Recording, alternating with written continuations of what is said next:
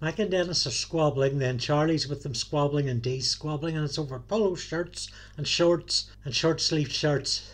And that typifies what I love about this show, this scrappiness, this underdog indie thing. There's lo-fi acoustics, empty sounds. This show looks cheap, bad lighting, and of course God breathing into your nostrils. Charlie wants an abortion.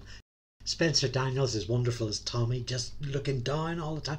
Just absolutely terrible, terrible child. Then we get Charlie's father date, in which he brings him to the hospital, probably steered by Dennis. Why? We get more hints of Dennis and the sociopath that become the crack horse skeezy sex worker. More brilliant casting in Sonia Jackson here. Dennis is demonstrating remarkable parenthood. Mac acting on his religion or just trying to prove a point? Is he a believer or does he just like winning things? The character at this stage in his formation is just as eerie as Dennis's would become. Tommy and Charlie's arguments are inspired because he's a real little shit, and it just keeps the story moving along at a real content breakneck speed. I could come down on Charlie and the waitress in the toy shop scene as being a little blasé, but it kind of works at this point. It's some good building for later on. Dee is all over the program con. Together they're the most functional coupling of the group, I think.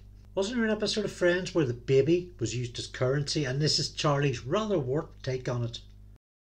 There's a scene here about the thinness of lines, which will recur throughout the show. Dennis, I don't really have any convictions. And again, Tommy is just insufferable. We get a conscientious woman appalled by Dennis. Dennis is a t-shirt policy man. Mac's date is straight up nuts. And the double standards, the real vileness of the gang is right here, fully formed. Dennis calls in to Mac that there's no talent here, it's just that he can't get any. The last 5 minutes are just big one rapid delivery of big joke minute after minute after minute. From Mac's sign to there's a guy on the fence. Dennis in the crossfire is just genius. Already this is a post-Seinfeld level of genius. Mac's girlfriend revealing she's pregnant. It's a very fast moving story. And then into Tommy's drunkenness. You suck. Charlie trying to sober him up, which of course we all know as teenagers, and then of course enter the waitress, the perfect timed moment, followed by Tommy just puking. Charlie going to Tommy's father struck us up a bit, a little sort of ethical heart moment from Charlie. Why?